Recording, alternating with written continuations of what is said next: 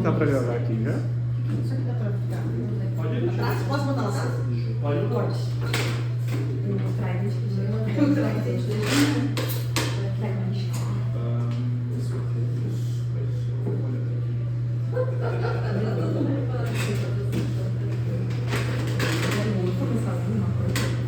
Quer começar a ler uma coisa? Vocês podem começar a ler. Então tá, gente, vamos começando. Nós que aqui estamos, vamos começando. Deixa eu só ver aqui o som. Vamos estar mexendo toda hora. Tá bem? Me parece. Tá bom. Eu posso começar lendo um poema meu. Olha ela, que ousada. Não expõe tanto, depois vai te fazer gente. Bem, gente, vamos lá. Vamos começando o sarau, o pessoal vai chegando, ou não, mas nós aqui estamos, vamos nós.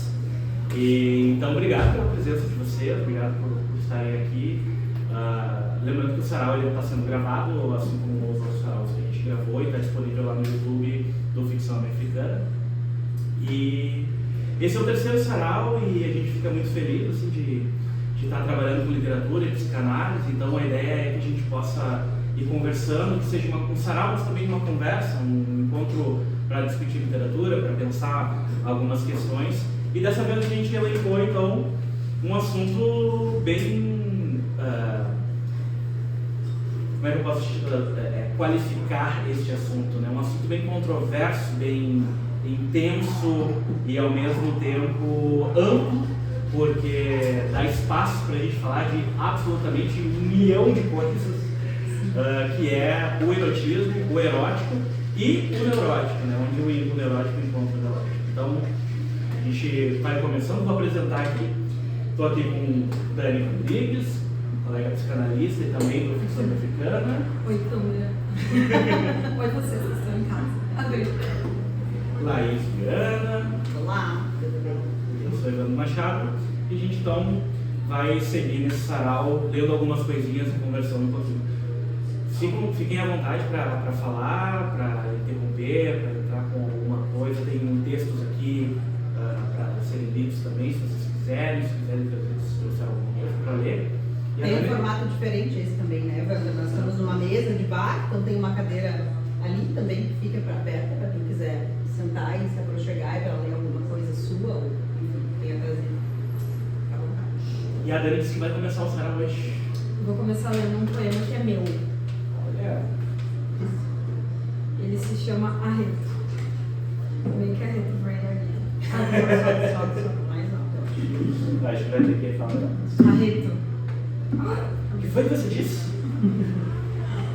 Juliano Peçanha, Gabriel Pardal, Cogumelos, você. Eu e você.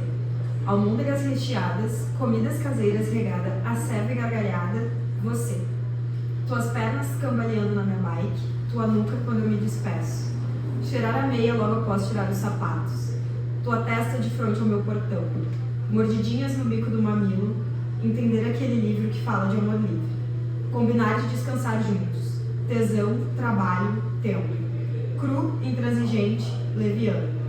Os beijos culpados que eu te dei, carinho suave no meu útero. O sufoco que procede o gozo, tuas unhas roídas roçando meu rosto. Café da manhã com beijinhos, um teto todinho meu.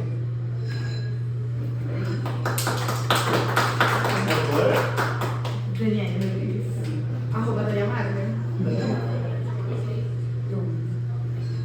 Quer comentar meu poema ou não quer comentar teu poema? Não, vocês comentem. Interessante, não? Acho que interessante começar. Vamos comentar o poema com a autora. Ainda mais tão perto. Né? Assim, do lado da autora, mas a gente pode pensar um pouco sobre isso que a gente vai se propor a falar, que é o erótico, né? O que é o erótico? O que de fato entra nisso que é o erotismo, a palavra? Eu posso falar um pouco sobre o fato de que quando eu escrevi ele, eu estava pensando só em prazeres, assim, coisas que me davam prazer.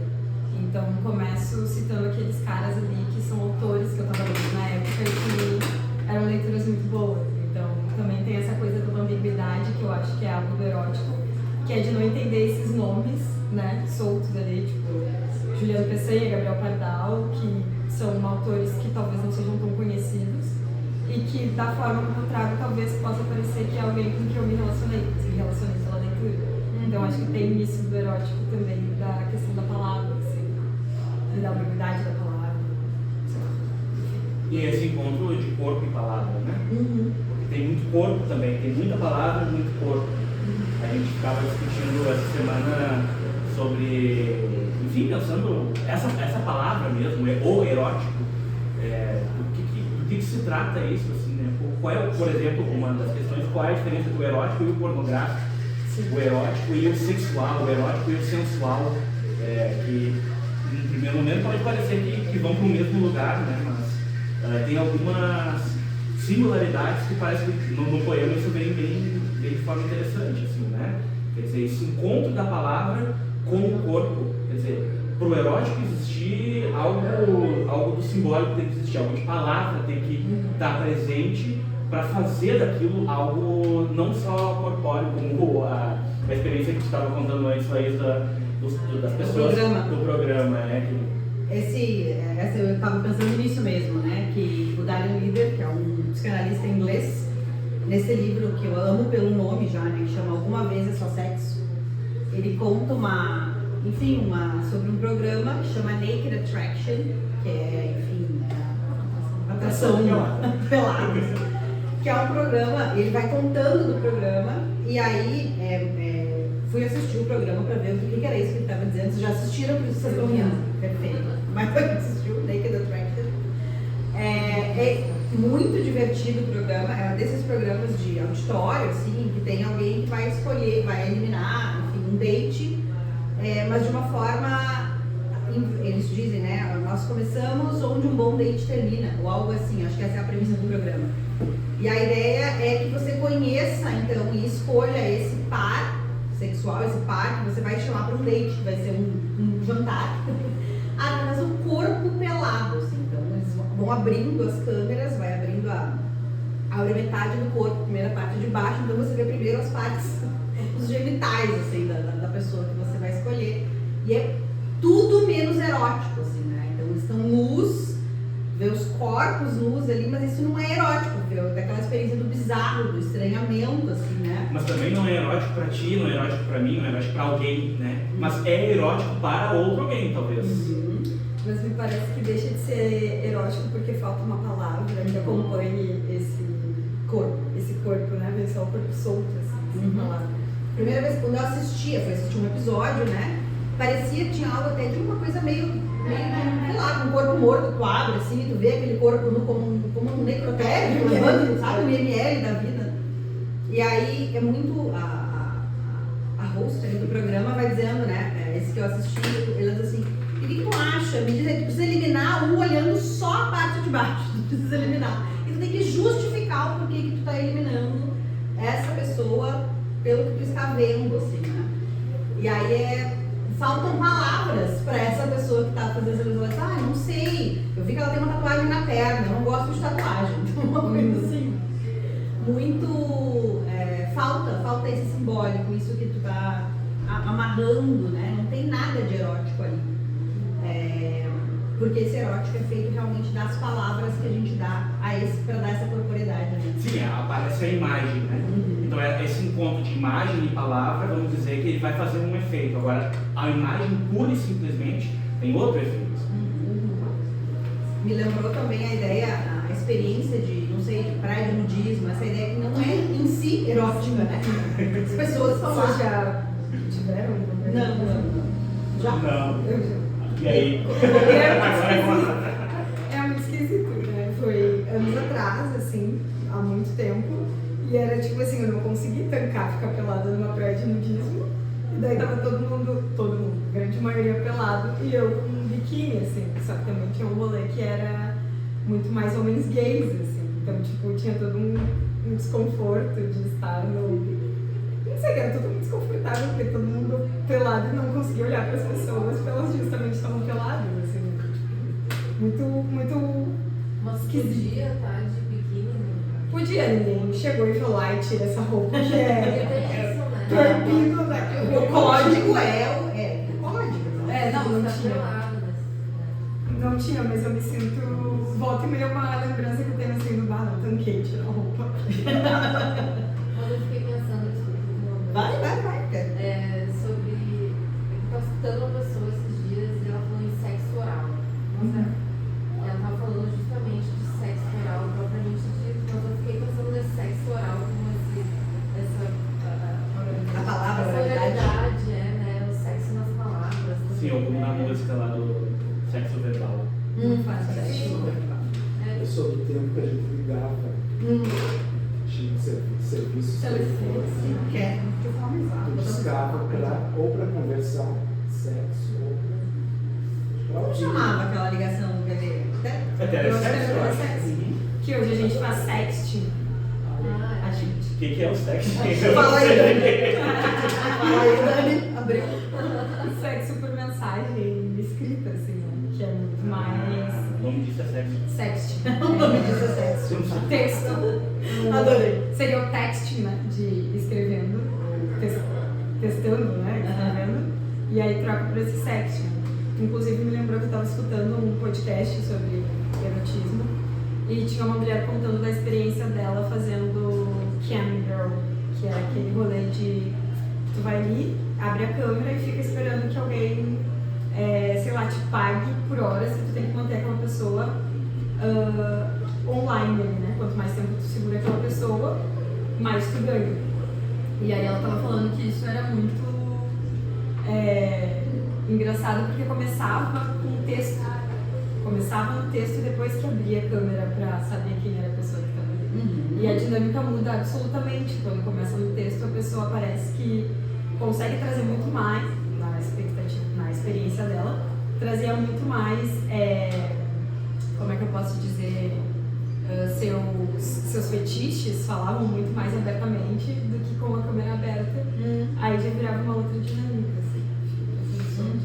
Esse sexting, teste. Eu fiquei pensando que, por algum motivo, quando tu falou estar pelado na frente de alguém, ou sabe, não sei o que eu falei isso, mas alguma coisa assim, eu fiquei me lembrando, isso é bem teórico, tu vai desculpar isso, mas eu fiquei me lembrando de um texto que o Freud fala sobre o sonho de estar pelado, eu não lembro exatamente qual era o sonho, se eu me lembro, de estar travado em frente a uma escada e não conseguir subir nem descer e estar pelado. E aí é onde ele vai discutir exatamente ali quais são os pontos de sonhar com estar pelado que tem a ver com justamente a exposição. Então é interessante porque o estar pelado também tem, por mais que esteja uma praia de nudismo, por mais que esteja isolado, vamos dizer assim, a sexualidade, o sexual esteja isolado, há algo do erótico que parece passar um pouco pela ideia da exposição, vamos dizer assim, né, de estar com o corpo exposto. Então é uma outra dimensão do erotismo que não é necessariamente o erotismo que vai redundar no sexual, no ato sexual ou no sensual, né? Mas o erotismo que vai agir de outras formas no corpo, vamos dizer assim, né? Que pela exposição, pelo estar com um objeto de ser olhado ou olhar um objeto desnudado, né? Olhar alguém sem roupa, digamos assim. Sim, daí já aquelas questões de voyeurismo. Eu peguei aqui, né? Fiquei pensando nesse. Que daí eram as questões que a gente estava falando do quanto que o erótico friccionava com as questões que a gente estava falando sobre perversão e etc, né, das práticas sexuais e etc. E do quanto que o voyeurismo acaba entrando nisso que tu falou. Já que estamos falando, entrando na perversão, eu separei um texto do Marquês de Sade. Sabe, Marquês de Sade, um escritor famoso assim, por textos que abordam a sexualidade de formas muito variadas. E eu vou ler um texto desse livro, que é um compilado dele do século XVIII, então é do século XVIII, né? Tem vários problemas aqui, mas acho que é um texto que a gente vai poder conversar um pouco sobre ele depois. Desse livro chamado Corpo de Si Mesmo, uma compilação feita depois da morte dele. Chama O Marido Castigado. Vejam a cena. Um homem já no declínio, não sei qual é o declínio do homem, mas enfim, um homem já no declínio, teve a ideia de se casar, ainda que tenha vivido até a época sem mulher. Mas talvez o pior foi escolher uma moça de 18 anos com o rosto mais interessante do mundo e o corpo mais bem assentado. O senhor de Bernac, como se chamava, cometia uma tolice ainda maior ao casar, por estar muito afastado do prazer habitual do matrimônio. As manias com que substituía as castas delícias do nó conjugal não eram de modo a agradar uma jovem feita senhora Luz, a infeliz que Bernac ligara à própria sorte. A infeliz. Desde a primeira noite, comunicou a essa esposa, depois de a ter feito jurar que nada revelaria aos pais, comunicou as suas preferências a ela. Tratava-se, como diz o famoso Montesquieu, dessa prática ignominiosa que lembra a infância. Prática ignominiosa que lembra a infância. A jovem, na posição de uma menina que merece castigo, assim se prestava durante 15 ou 20 minutos aos caprichos brutais do velho esposo. Só na fantasia desta cena, ela conseguia a saboriosa embriaguez do prazer, que um homem mais organizado que Bernac certamente sentiria nos braços cativantes de Luz. O contato pareceu duro a uma mulher delicada, bonita, criada com liberalidade e longe do pedantismo. Então, pegaram, ele está agredindo, vamos dizer assim, agredindo porque não faz parte, vamos dizer assim, do jogo para ela. E aí, bom, o conto vai seguindo e há uma terceira pessoa, né, que resolve salvar a Lurce, né? Lurce, não sei como que se dá. Lurdinha, né? Que é esse chamado Aldur. Então, vamos para essa cena. Veja, observa o primo de Lurce entrando com o marido e a mulher numa casa extremamente isolada. Isso não parece ser uma festa, nem um carro, nem um lacaio. Eu lhe disse que estaríamos inteiramente sós. 4 mulheres grandes, de uns 30 anos, vigorosas e altas, vêm receber no patamar o mais convencionalmente possível o senhor e a senhora Bernac. Então, estão chegando nessa casa com uma certa festa estranha, com gente esquisita. Esta é minha mulher. Aldur apresenta... tudo vai entrando para esse lado. Aldur é esse cara, apresenta uma delas. E essas 3 são suas irmãs. Casamos de manhã ao romper o dia em Paris. E os esperávamos para comemorar as núpcias. Trocaram-se frases polidas e depois de um instante em grupo no salão, quando Bernac, embora surpreso, se convence de que está tão só quanto possa desejar, um criado anuncia o jantar e vão para a mesa. Nada mais alegre que a refeição. As 4 pertencem irmãs, acostumadas a conversar, unem vivacidade e animação, mas mantendo sempre o decoro. Enganam até o fim Bernac e se crê na melhor companhia do mundo. Lurce, por sua vez, encantada de ver o seu tirano no laço, se deixava ir em relação ao primo e decidida pelo desespero de renunciar, enfim, a uma continência que até agora só lhe trouxera pesares e lágrimas, bebia com Aldur bastante champanhe, lhe assestava olhares ternos. Nossas heroínas, com tanta energia a recobrar, faziam lautamente e também inclinavam para Bernac, vendo que nas circunstâncias apenas a alegria simples de nada suspeitava e não se continha menos do resto do grupo. Vocês estão percebendo que está se organizando uma festa bem sexual, né? Aldur sobe a escada, dando a mão à bonita prima, colocam Bernac no meio das 4 irmãs e nessa ordem chegam a um apartamento sombrio e distante, bem no fundo da casa. Aqui é o quarto nupcial, transmite Aldur ao velho ciumento. Vê este leito, primo? É onde a esposa vai deixar de ser virgem. Já é tempo. Era assim. Num instante, as 4 profissionais saltam sobre Bernac. 4 mulheres saltam sobre Bernac, cada um com um feixe de varas. Baixam-lhe a calça, e enquanto 2 o seguram, as outras 2 se revezam para fustigá-lo. Trabalham com vigor e Aldur explica: meu caro primo, não lhe disse ontem que seria servido à sua maneira? Para lhe agradar, não imaginei nada melhor do que o que vem dando a todos os dias a sua delicada mulher. Não é sem dúvida tão bárbaro para ele fazer uma coisa que não gostaria de receber. Assim penso que vai se agradar.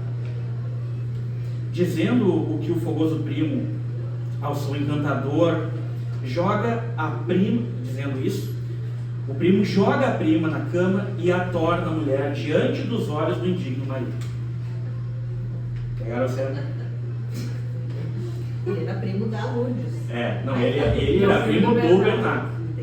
E aí ele pega a Lourdes e joga na cama na frente do Bernardo. Que o Bernardo tava fazendo. Ok. Já chegou nessa parte, daí. Sabe que o Bernardo tava fazendo loucuras com a Lourdes. Exato. E o primo sabia. Não vai nessa história. Bom, senhora, começa Bernardo furioso. Na verdade, a sua conduta, falando para ela, né? Senhora, mas é que a sua conduta, estou me desculpando, foi a que mereceu, senhor, responde a moça.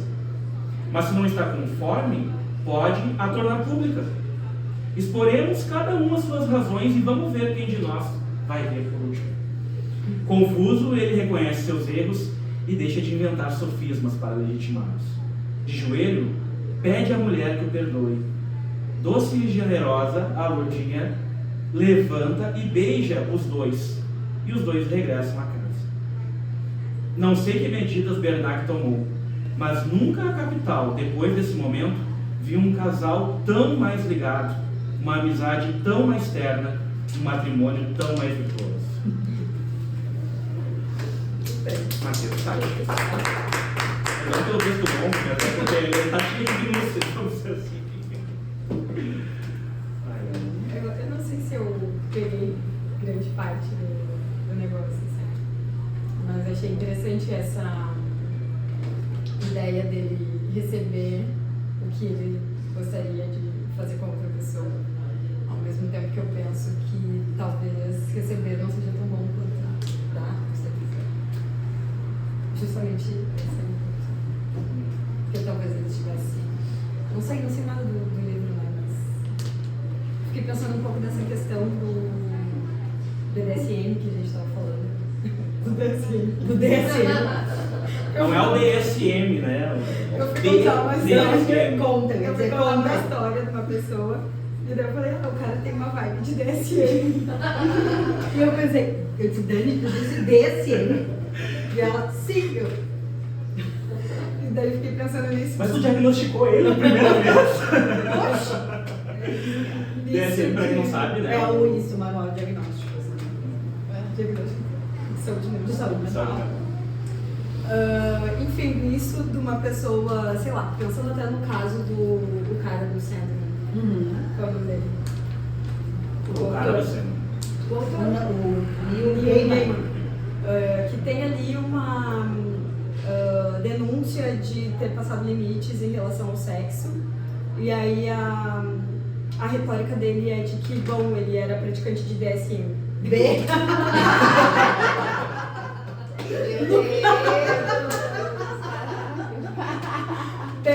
Bom, o DSM-6 a gente já sabe como que vem, né? O BDSM é barro, né? Tá falando limite, né? Enfim. E aí ele diz que ele é praticante de BDSM. Ao mesmo tempo em que essa pessoa com quem ele estava praticando não era uma praticante. Não existia uma palavra de segurança. Então, não vale como desculpa de que, eu sou praticante de BDSM, vou fazer atrocidades contigo, foda-se. Não tem um código partilhado. Nesse caso fica uma atrocidade, se fosse. Né? Mas uma atrocidade que responde a algo de um desejo. Por isso a gente brincou um pouco com coisa da perversão. Não é necessariamente perversão, mas algo que vem, que traz um restinho assim. Dessa ideia de subjugar o outro, né? Porque parece que quando entra um jogo, uma regra, uma lei, uma borda, vamos dizer assim, esse jogo de subjugar o outro, ele até faz parte, mas faz parte por conta da fantasia, mas não necessariamente como subjugar de fato, que é o caso desse e de outros tantos pontos do Marquês de Sade, né? Se trata de fato de maltratar, o sadismo surge daí, sabe? Que tem a ver com desejar o sofrimento do outro, querer que o outro pene de fato, né? Enquanto que existem essas práticas, me parece que são para sustentar, de certa forma, não simplesmente reprimir ou inibir, Dá um contorno, né? mas poder direcionar para algum lugar em que a satisfação aconteça, o prazer aconteça, mas não necessariamente seja necessário uma atrocidade, como você está falando. Não virar uma atrocidade, virar uma brincadeira, sei lá, Um jogo, né? Fiquei pensando nesse contorno que se dá, né? Esse contorno que se dá com palavras, com código, ou diz uma safe word, né? Uma palavra de segurança, porque estão partilhando dessas leis, né? E é justamente uma palavra de segurança. Aí que entra a coisa do erótico da palavra, né? Porque não é um gesto de segurança, não é uma. Enfim, mas uma palavra. Mas uma palavra, né? Sim. Bom, vou ler outra coisa. Leia. Cadê? Para quem chegou depois, nós temos uma cadeira aqui. Então, quem quiser ler e se aproximar, pode levantar, sentar, ler com a gente. Tá? É um espaço deixar uma configuração diferente para ser mais mesa de bares. Então, Vou ler então. Se chama Vida Tempo, da Viviane Mosella. Quem tem olhos para ver o tempo? Quem tem olhos para ver o tempo? Soprando sulcos na pele. Soprando sulcos na pele. Soprando sulcos? O tempo andou riscando meu rosto com uma navalha fina, sem raiva nem rancor. O tempo riscou meu rosto com calma. Eu parei de lutar contra o tempo. Ando exercendo instantes. Acho que ganhei presença. Acho que a vida anda passando a mão em mim. A vida anda passando a mão em mim. Acho que a vida anda passando. A vida anda passando. Acho que a vida anda. A vida anda em mim. Acho que há vida em mim. A vida em mim anda passando. Acho que a vida anda passando a mão em mim. E por falar em sexo, quem anda me comendo é o tempo. Na verdade faz tempo, mas eu escondia, porque ele me agarrava à força. E por trás. Um dia, resolvi encará-lo de frente e disse: tempo, se você tem que me comer, que seja com o meu consentimento. E me olhando nos olhos, acho que ganhei o tempo. De lá pra cá, ele tem sido bom comigo. Dizem que ando até remoçando.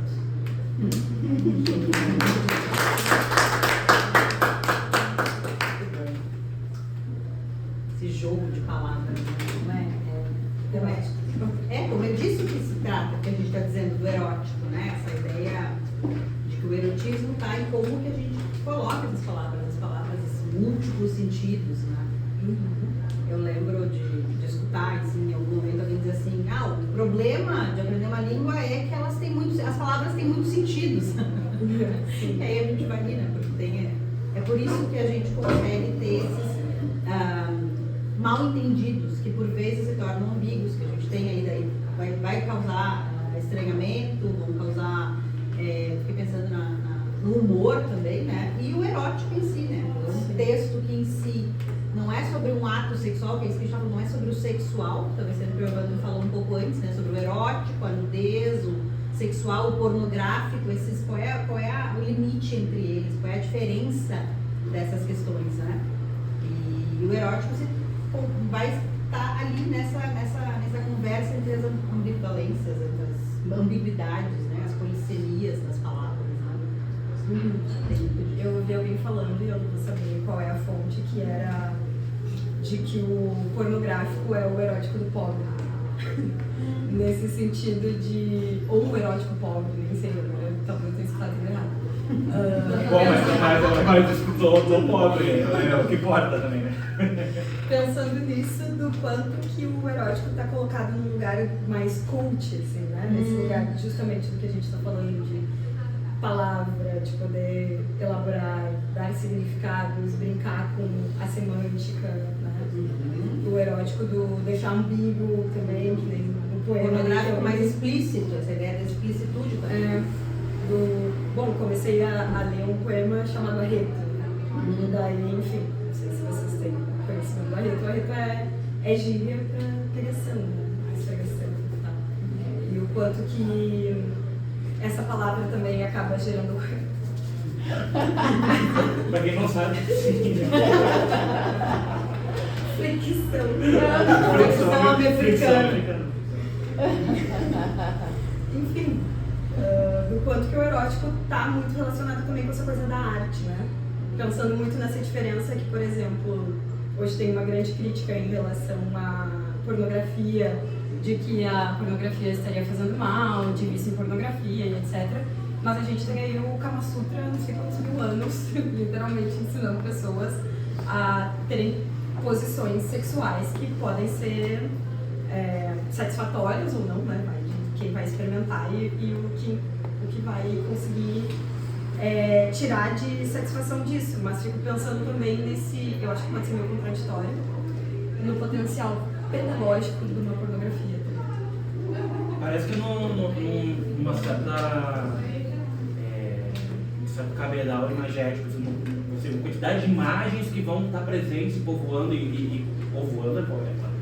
povoando, que vão estar construindo certas possibilidades da relação civil com a sexualidade. E acho que talvez aí entre um pouquinho também dessa crítica. Assim. Mas eu fiquei pensando também nesse poema, me voltou assim, algo que eu não sei nem muito bem para onde que vai dar isso que eu vou falar, mas eu fiquei pensando nessa coisa de o tempo, já que o tempo está me comendo, então eu pego ele de frente e faço ele comer direito, né? E eu me lembrei, aí que tá, né? Porque eu me lembrei de uma cena de Game of Thrones, quem já viu me ajuda, assim, que é também dessa inversão, assim, de um estupro que vira uma certa força por essa que está sendo violentada. Vamos dizer assim, uma inversão da necessidade. Uma força que surge de alguma experiência, de algo que se produz ali. Então, que é interessante, porque esse texto do Marquês de Sade que a gente estava discutindo antes, ele também aborda essa dimensão do giro, né?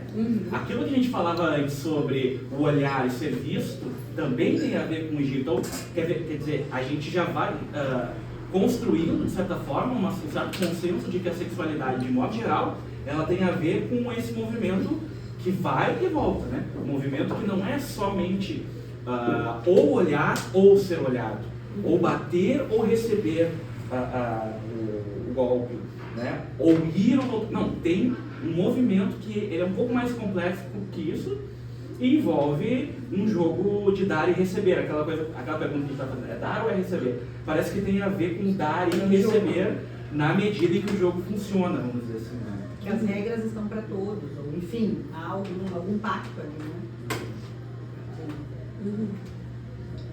O jogo de extrapolar limites. Ou de, pelo menos, friccionar limites. Estou com fricção.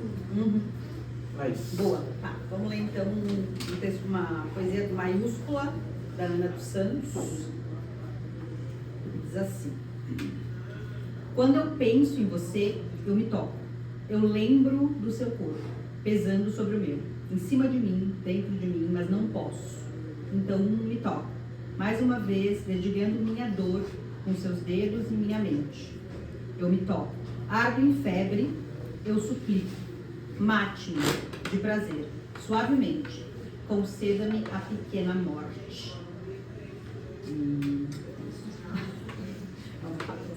Rápido. Um gozo rápido. Um gozo rápido. Já que você A pequena A morte. pequena morte, né? Lembrou, enfim, dessa ideia da pequena morte que o Lacan traz, né? Enfim, o orgasmo é a pequena morte, né? A morte. não sei. Alguém tem algo? Eu não rapidinho, muito rápido. Tem que ler mais devagar. Alguém quer ler alguma Não coisa? chegamos lá, né? Quer dizer que lê mais. Você quer ler? Senta aqui para ler. Eu quero, mas eu tenho que beber. Ah, mas eu tenho que sentar aqui. Não, tudo bem. Falando de ejaculação precoce, calma.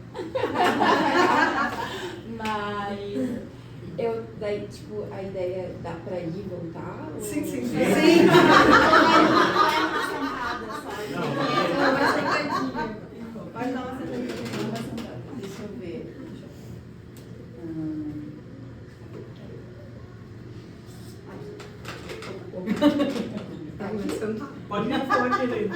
Ah, tá bom. Eu acho. É uma poesia que se chama Na Moral, só que escrito tem uma barra entre na oral. Enfim, teria que ler mais. Na moral. A gente não tinha nada a ver, mas nosso pecado original foi moralizar o nosso sexo, achando que gozo era sinônimo de amor. Boa.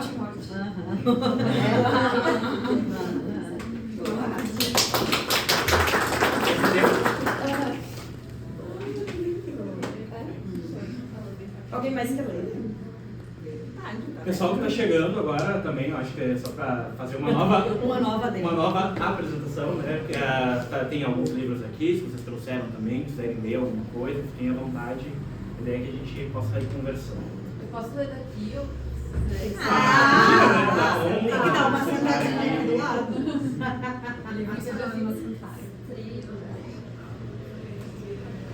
Mas é que precisa do mic, né? Essa é a desculpa que a gente não Agora, a Soral tem uma desculpa. Essa é Tá, é uma coisa que eu escrevi, uma coisa que eu só fui dar conta depois que tinha ficado um pouco sexual. Mas tem a ver com essa ideia de morte, né? A gente estava falando sobre morte no Literanálise.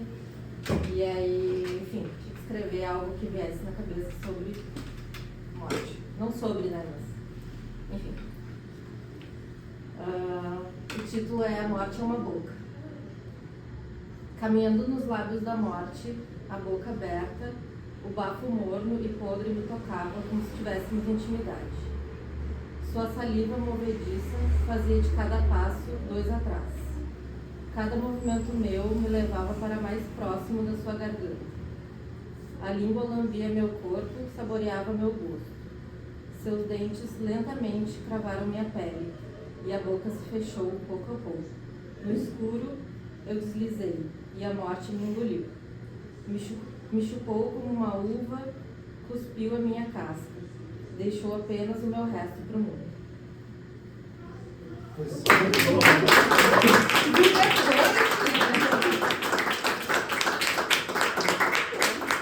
Eu ia te perguntar exatamente isso, assim. Depois. E não era sexual. Que não era assim. Que não era. Que não era. E sexual é uma super, né? Porque, enfim, falar é sexual, né? Erótico, no caso, né? Tem essa ideia de brincar com o sexual e o erótico, acho que eu estou pensando. Mas que interessante, né? Porque também é esse encontro da morte com o sexual, vamos dizer assim, da morte com o erótico, né? Assim como também o que a gente estava falando antes. Lê mais alguma coisa? Vou ler então, vou ler um poema da Camila Sousa Vichada, que está no livro A Namorada de Sandro. Ele é um pouquinho comprido, tá? Tola, ele dizia, tolinha, as balas não te atingem. Você se fecha, não sente empatia. Foi disso que ele me chamou. Nu devido ao calor, o corpo mais desejável do mundo ali para mim. Sentado ao meu lado, minha perna contra a dele, preto sobre o branco. E como o preto brilha, como o petróleo ondula ao lado do branco viril de sua pele. Tudo microscopicamente, tudo você analisa assim, ele dizia. E eu comecei a rir, porque ele estava me descrevendo por inteiro. Não disse nada que não fosse verdade. Ele tinha me decifrado. Então eu ri e acariciei suas costas com as unhas. E sua pele reagiu, cobrindo-se de arrepios que me deram as boas-vindas. Lá fora, o monte uivava suas preces de matança, e aqui íamos gole após gole para a consumação desse assunto. Eu tinha me untado com perfumes e óleos, nos quais ele escorregava, e tudo foi muito natural, como ver uma árvore crescer ou um rio fluir, um continente se deslocar. Sempre foi assim com ele. É natural. O olfato age, por mais que tenha custado a ele. Por mais que seja um distinto campeão presidente do Centro de Estudantes da High Macho College. Ele se dirige ao meu corpo com naturalidade de quem foi instruído em uma habilidade. Ele foi instruído por mim, quando eu era bruxa. Fiz do meu jeito. pedindo simplesmente. Eu disse para ele colocar o dedo aqui, a boca ali, o pinto assim, a perna assado. Eu disse isso não, isso sim, perguntei se podia fazer isso ou aquilo. E ele foi descobrindo que era divertido assim. E é por isso que ele faz amor do jeito que eu gosto. Porque eu ensinei a ele, sem que ele percebesse, fazendo perguntas tolas e passando as unhas pela pele dos ombros até emocioná-lo.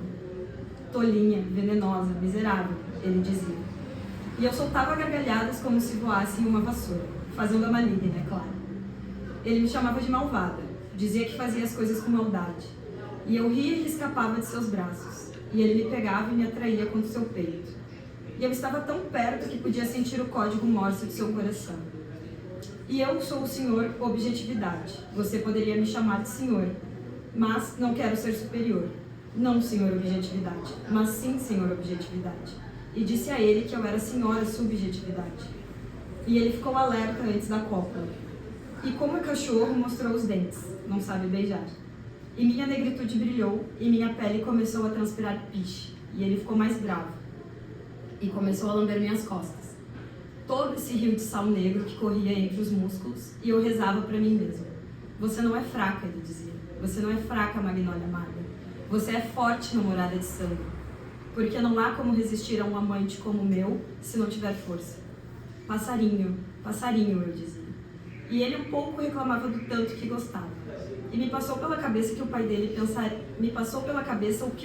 pensaria se soubesse que o filho se relaciona com uma travesti de pele apodrecida.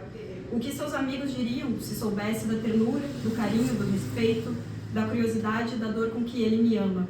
E era tão intenso como uma lua que derrama mel, que eu disse a mim mesma, ele vai me deixar grávida. Eu vou ter uma gravidez intestinal, como ouvi dizer que aconteceu com outros, no exílio. Ele me montou e me estirei na cama. Abri bem as pernas e ele fechou os olhos. E sorriu. E vinha sempre sorrindo dele para mim. E eu o recebia com a intenção de que tudo isso acontecesse de uma vez. E foi assim. Esse amor tão antigo se renovou de repente, como se tivesse ultrapassado sua casca. Agora era um dragão que cantava fogo. Venenosa, miserável, demagógica, ele dizia. E eu pensava, coitadinho, como seu amor pode fazer tão pouco?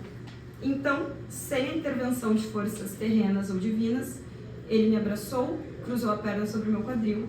Eu respirei e me entreguei a todas as virgens e me abandonei a essa casa feita de músculos. Vocês não sabem como meu amante é lindo. Ele afundou o rosto entre meu ombro e meu pescoço. E dormimos assim sobre o tecido em que Deus ama suas criaturas.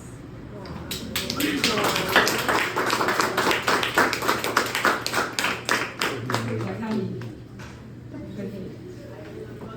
Nossa, que intenso. Muito. Esse foi mais intenso.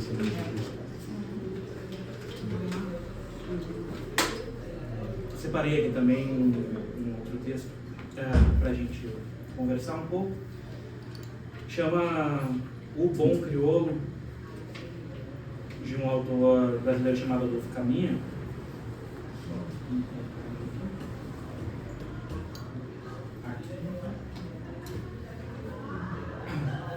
O crioulo, inclusive, ele é considerado, a gente estava conversando antes, ele é considerado como o primeiro romance homoerótico do Brasil e trata, de modo mais especificamente, da relação de dois marinheiros. Se vocês já tiveram a oportunidade de ler, mas é muito interessante. Inclusive também é um clássico também, nesse caso esse aqui é do século XIX, e tem algumas questões e tal, mas eu trouxe para a gente trabalhar alguns conceitos.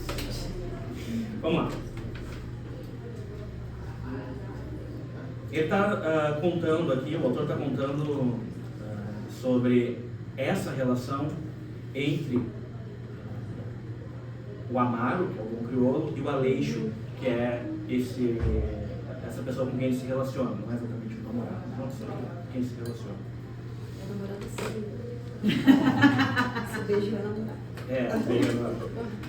Em terra, no quarto da misericórdia, nem se falava, ouro sobre azul. Ficavam em ceroulas, ele e o negro. Despojavam-se à vontade na velha cama de lona. muito fresca pelo calor.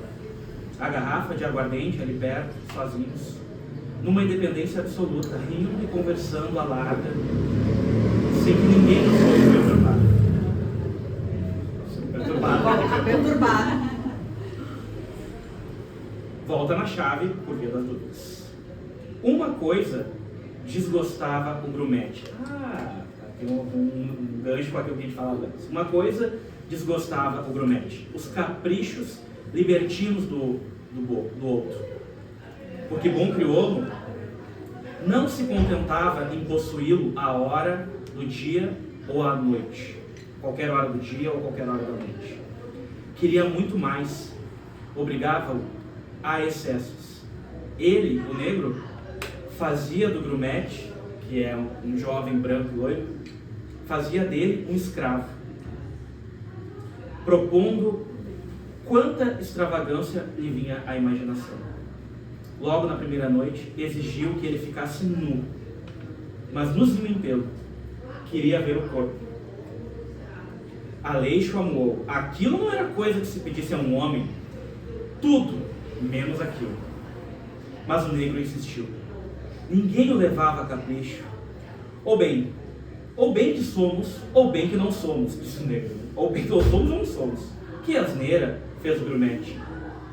Pôr-se agora nu em pelo defronte do bom crioulo, está visto que tinha vergonha. Vergonha de quê? Não és homem como eu? De onde vem essa vergonha? Certo, ora, deixa-te de luxo, menino. Vamos, tira a roupa. Havia luz no quarto, uma luz mortiça no topo de uma vela de selo. Nem se vê nada, fez Aleixo, choramingando, sem lágrimas. Sempre há de se ver alguma coisa. Sempre há de se ver alguma coisa. E o pequeno, submisso, covarde, foi desabotoando a camisa de flanela, depois as calças, em pé, colocando a roupa sobre a cama, peça por peça. Estava satisfeita à vontade de bom crioulo. Aleixo surgia-lhe agora em plena e exuberante nudez. Muito alto, as formas roliças ressaltando na meia sombra voluptuosa do aposento, na penumbra acariciadora daquele ignorado e impúdico santuário de paixões inconfessáveis. Esse lugar era uma espécie de uma pousada administrada por uma portuguesa, uma mulher portuguesa, e que era então espaço para que essas e outros tipos de encontros amorosos pudessem acontecer. Veja logo, murmurou o pequeno, firmando-se nos pés. O bom crioulo ficou estático. A brancura láctea e maciça daquela carne tenra punha-lhe frêmitos no corpo, abalando-o nervosamente de um modo estranho, excitando-o como uma bebida forte, atraindo, alvoroçando-lhe o coração. Nunca vira formas de homem tão bem torneadas, braços assim, quadris rijos e carnudos como aquele. Faltavam-lhe os seios para que Aleixo fosse uma verdadeira mulher. Que beleza de pescoço, que delícia de ombros, que desespero. Novo caminho, bom dia.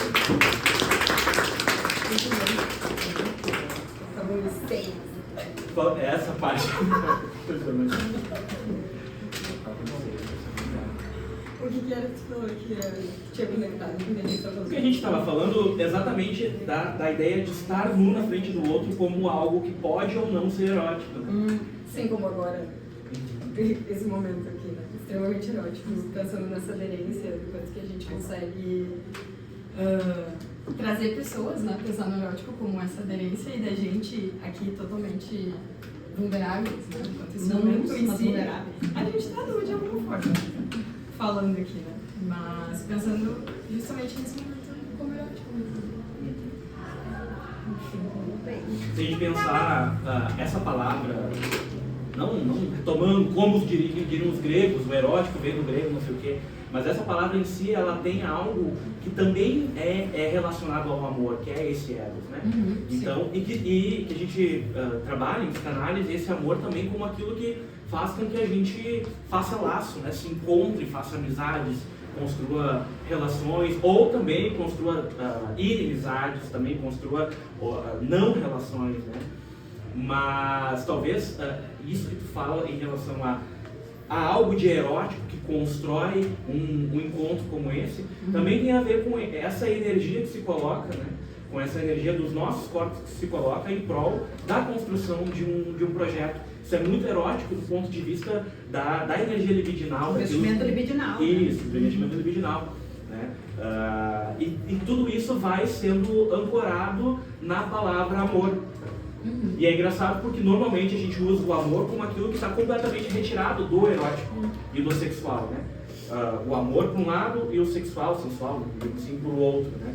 Então há algo nesse tipo de encontro que permite com que o erótico apareça. Talvez por isso também esse seria um encontro em que a gente tem mais pessoas, vamos dizer assim, fazendo parte do sarau, né?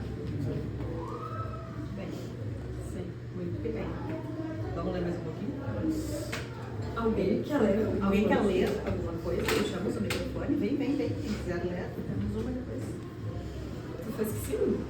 Eu? Não? Alguém? Dou-lhe uma. Marlene olhou que sim, não. Ninguém querendo se sentir nu. Todo mundo vestido.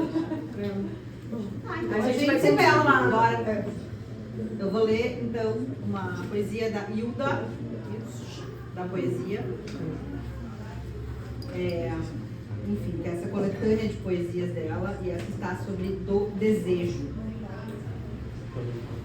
Diz assim: porque há desejo em mim, é tudo cintilância. Antes, o cotidiano era um pensar alturas, buscando aquele outro decantado. Surdo a minha humana ladradura, visgo e suor, pois nunca se fazia. Hoje, de carne e osso, laborioso, lascivo, tomas-me o corpo. E que descanso me dás, depois das lidas. Sonhei penhascos, quando havia o jardim aqui do lado. Pensei subidas onde não havia rastros. Extasiada, fodo contigo. Ao invés de ganir diante do nada. Ver-te, tocar-te, que fulgor de máscaras. Que desenhos e ritos na tua cara. Como os frisos veementes dos tapetes antigos. Que sombrio te tornas, se repito. O sinuoso caminho que persigo, um desejo. Sem dono, um adorar-te vívido, mas livre. E que escura me faço se abocanhas de mim, palavras e resíduos. Me vêm fomes, agonias de grandes espessuras, embaçadas luas, facas, tempestade. Ver-te, tocar-te, cordura, crueldade. Colada à tua boca a minha desordem, o meu vasto querer, o incompossível se fazendo ordem. Colada à tua boca, mas descomedida. Árdua, construtor de ilusões, examino-te sôfrego, como se fosses morrer colado à minha boca, como se fosses nascer, e tu fosses o dia magnânimo. Eu te sorvo extremada à luz do amanhecer. É isso, eu vou parar aqui, é grande, mas eu fiquei pensando nisso que ela vai falando dos rastros, né? Como que ela ama essa parte do nada também, né? Ao invés de ganir diante do nada, ela, enfim, fodo contigo, né? Essa ideia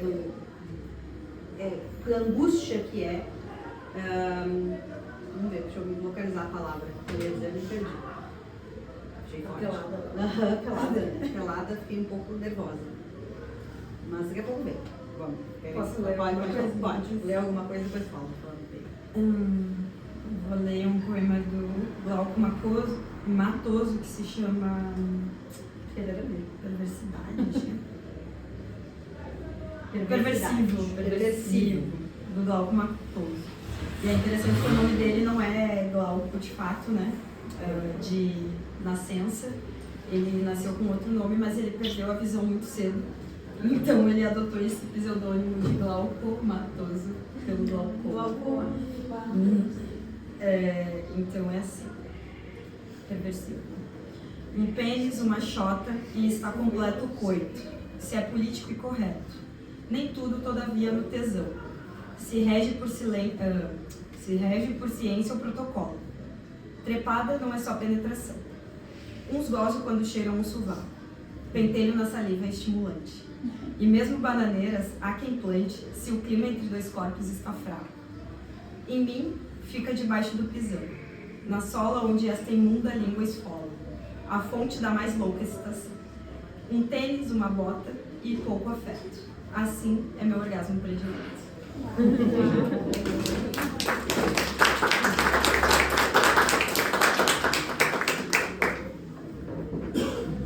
Eu vou ler aqui um texto que está nesse livro chamado Histórias para Boi Dormir, de Marlene Luz, que inclusive a escritora está aqui com nós. A gente perguntou para a Marlene se ela queria ler, ela disse que não, então eu vou ler o texto dela. Porque pensando nessa dimensão do erótico, assim, não é exatamente um texto que fala exclusivamente ou especialmente disso, mas acho que tem uma brincadeira que se faz aqui que, enfim, acho que vai ser interessante. Acho até que esse texto já foi lido aqui no sarau em outro momento, mas não vou não foi esse. Não foi esse. Bom. No bar do Banha tem profissionais de todas as áreas. Tem o Cafetão Balanço, que tem mais de 20 putas a seus cuidados. Nunca precisou fazer uso de violência e se gaba disso. Mas também a única vez em que usou essa forma de persuasão, a profissional não resistiu. Balanço tem o tom de pele marrom, dentes brancos e 1,90 m de altura. Gosta de perfume caro. Senta-se sempre no mesmo lugar, faça chuva ou faça sol. Também tem o bicheiro cola. Pele de um rosado doentiço, cabelos ruivos, sempre com aparência suja. Caminha como se tivesse um demônio lhe perseguindo. E tem ainda policiais de farda e a paisana. Tem advogados, políticos e outros amigos do alheio. E tem o Banha. Banha ganhou esse nome, apelido, ainda na puberdade, quando contava cerca de 12 anos. Começou a ganhar peso, espinhas, sua pele rosada, ao contrário da pele de cola, é de um rosa que exala gordura e saúde. Ao estilo de um bebê, que orgulharia a qualquer mãe, Banha tinha seu bar próximo ao campus da universidade e no coração do bairro Yiddish. Tinha o costume de chamar a todos os seus fregueses e frequentadores do seu bar pelo tratamento de doutor, fosse quem fosse. Quando passei no vestibular para medicina, fui levado ao bar por um colega.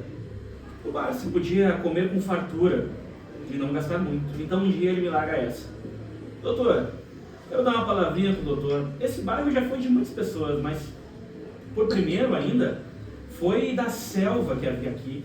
Agora só tem um parque. Depois foi das pessoas enegrecidas e libertas, que não podiam e não tinham onde morar. Então chegaram os italianos e depois os judeus, fugindo de seu horror. Chegaram com o desejo de ter um lugar para se chamar de seu. Esqueceram que os ocupantes que já estavam aqui não tinham esse privilégio. Não aguentei a aula de história e lasquei. E o que eu tenho a ver com isso? Não me leva mal não, doutora. Eu nem queria e nem preciso saber quem é o senhor para lhe dar um conselho. Mas não queira ser mais malandro que a malandragem, doutora. Olhei para ele e me arrepiei. Ele sabia. Alguns dias atrás, eu reclamei de um pedaço de um corpo estranho no meu prato. Ele gentilmente me orientou a colocar a prova do crime de lado e levar para a viagem. Não gostei do descaso com que fui tratado e acionei o serviço de vigilância sanitária. Faz 2 dias que a cozinha do banho está interditada. História para ver comigo.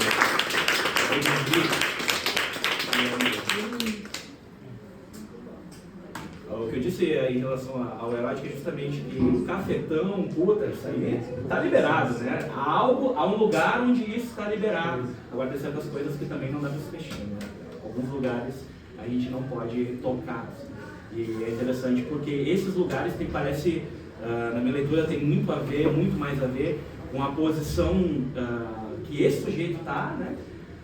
Alguém que está entrando na universidade, que tem uma certa cor, que tem um certo status, que mora num certo bairro e que está colocado numa certa posição social e que basta uma palavra para que a força se imponha, né? nesse local onde não é necessariamente reconhecido pela lei vigente, né? Onde a lei está vigente. Mas há uma outra lei que parece ser um pouco mais forte. Pois eu fiquei pensando um pouco sobre essa questão do erótico num lugar mais esquisito, como por exemplo do racismo, assim, né? Que a Lélia traz um pouco quando vai analisar o quanto de... que a Lélia Gonzalez vai analisar quando traz essa questão justamente de trazer a questão da bunda no Brasil, o quanto que a bunda acaba sendo um lugar de grande... Qual palavra que eu vou usar?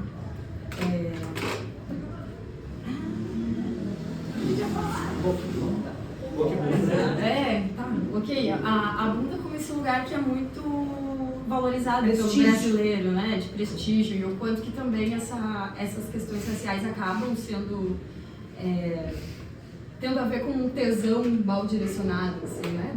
Dessa vontade de se fundir, digamos assim, mas que acaba sendo mal direcionada no sentido de se tornar violência, né? Quanto em relação ao outro, assim, né? Do querer o que o outro tem também, de certa forma. Não sei se vocês concordam. Que é um movimento querer o que o outro tem, mas também porque eu dei ao outro, eu tentei me livrar disso, porque parece que quando a gente coloca a sexualidade em termos de racialidade, o negro, por exemplo, o bom crioulo, depois eu posso passar, vocês podem ver, tem uma imagem que se constrói sobre este bom crioulo, este homem musculoso, não sei o que, blá blá blá. E essa sexualização do homem negro, ou a hipersexualização da mulher negra, parece corresponder um pouco a essa. Por exemplo, quando a gente está vivendo o Bar do Banha, tem um motivo para esse Bar do Banha poder tantas coisas, né? É porque em outros lugares não pode, porque em outros lugares isso não é permitido.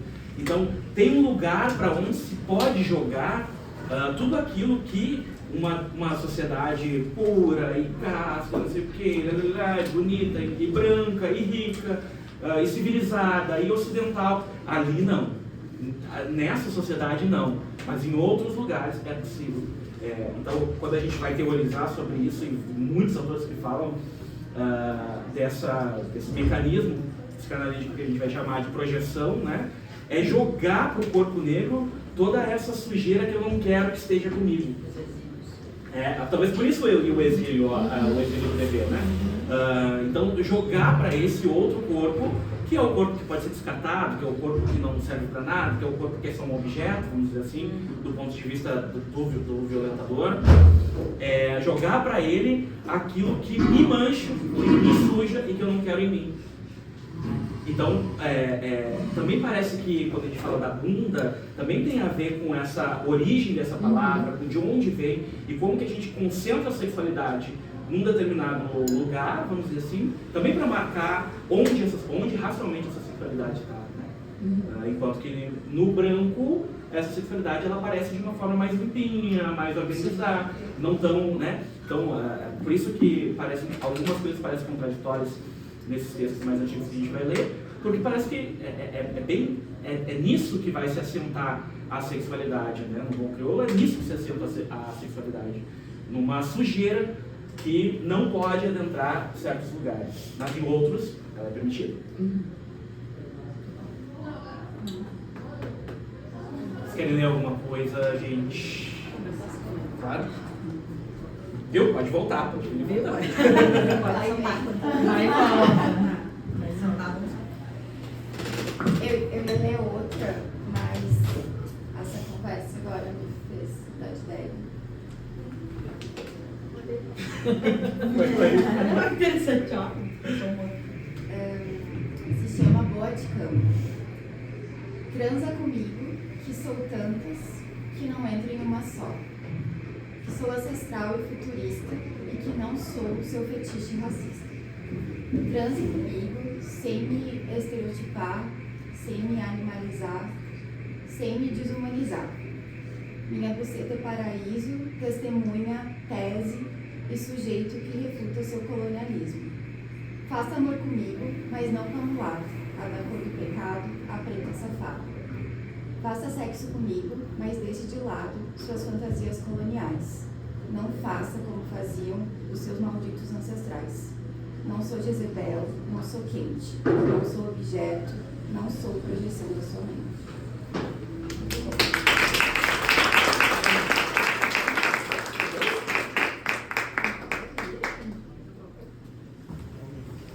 Sim, ela também já publicou livro. Qual é o nome do livro? Qual é o teu nome? Qual é o nome do livro? Mostra o livro. Senta na cadeira. Vem na cadeira, mostra lá. Meu nome é Brenda Vidal e eu lancei Sujeita em 2020, na época da pandemia. Não teria saído sem a Fora da Asa, que é um espaço aqui um espaço feminista, de arte e várias coisas. Então a Camila Alexandrini, que coordena lá, ela me orientou assim no processo de escrita poética e nesse processo ela falou, a gente tem um livro, vamos fazer assim.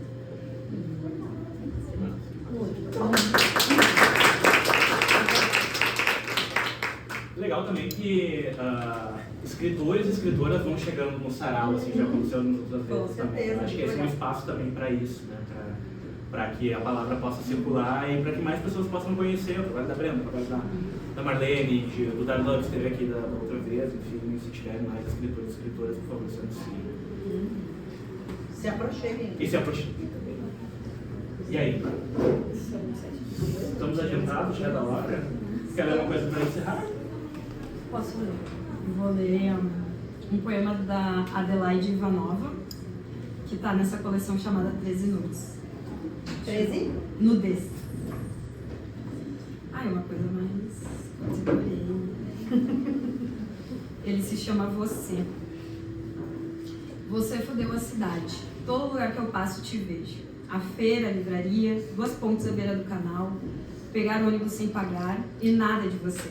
Todo mundo já escreveu sobre isso, e esse poema já nasce velho, antes mesmo de ser terminado. Batizo essa dor que nem dor é, de você. Amanhã eu vou acordar como sempre se acorda. Eu não tô mal, não é o fim do mundo. Eu não tenho afinal tanta coisa pra fazer, mas que graça tem sem você? Vou pra feira, mamão, morango, Luiz, pimenta, sal. Vou comer em sua homenagem. O que você comeu? Não vou te comer. Vou sentar ali com os hips. Vai me dar raiva de mim, ritualizando o impossível. O mar é incontornável. Não, vai me dar raiva de você. Você fudeu a casa. Cada prato, cada espelho, o colchão velho, as fronhas, o travesseiro, a varanda, a luminária. Por você até cigarros na cama liberei. O inventário inteiro, até o teto tem você. Não sei nem porquê, em vez de tu, tô usando você. Que vontade de escrever esse poema pra tu, agora sim. Mas que porra ele não sai. Você fudeu a cidade, a casa, o poema e o pronome que eu mais gosto.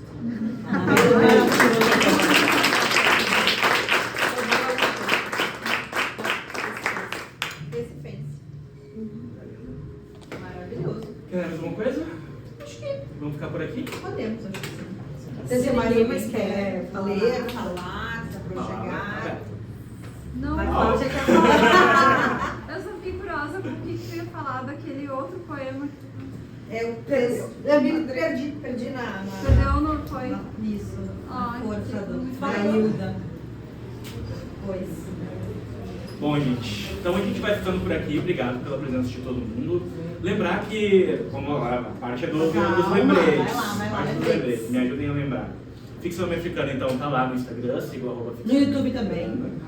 No YouTube também. E no Spotify também. Então a gente tem a primeira temporada do projeto do podcast Ficção Americana, que é, daí sim, é com livros especificamente, cada episódio um livro, né? Aqui também são livros em casa. Lá, cada episódio é um livro. São 5 episódios dessa primeira temporada, está disponível lá no Spotify e no YouTube.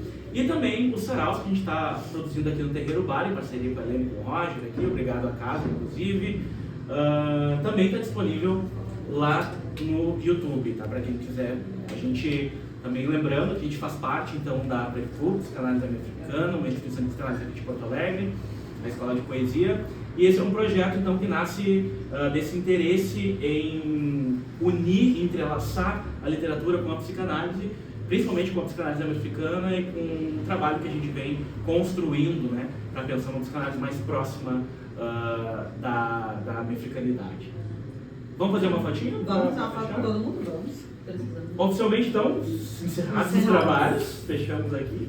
Vamos beber. E retomamos no mês que vem, provavelmente aqui também, no Terreiro Bar, a gente não fechou com a casa, mas provavelmente aqui. E a gente fiquem ligados, porque a gente vai falar lá. Sugerir temas também, né? Vocês podem sugerir temas pra gente lá no Instagram, enfim. Ou aqui também. Aqui também, o microfone fica aberto. Isso é uma coisa legal, né? Porque o pessoal, às vezes, pensa, como é que a gente escolhe o tema? A gente escolhe o tema que vem, que surge. Então, se vocês Primeiro tiverem foi alguma amor, sugestão... primeiro foi samba e amor, o segundo foi Amor e ódio. Amódio. E esse Agora a gente o chegou neurótico. no neurótico, né? Falou pouco de neurótico. Falamos, mas falamos. Esse último foi bem neurótico. Não interpretamos. Só não interpretamos, nós falamos. Gente, muito obrigado e até a próxima. Fiquem pra gente fazer mais uma fotinho e aí tá todo mundo liberado. Vai, faz aí. O Evandro que tem a mão, o braço mais. O braço mais comprido. Ah, nós podíamos botar no... Tem na uma gravação e gravar com você. Pode ser? Né? Peraí. Deixa eu perceber. Eu não tenho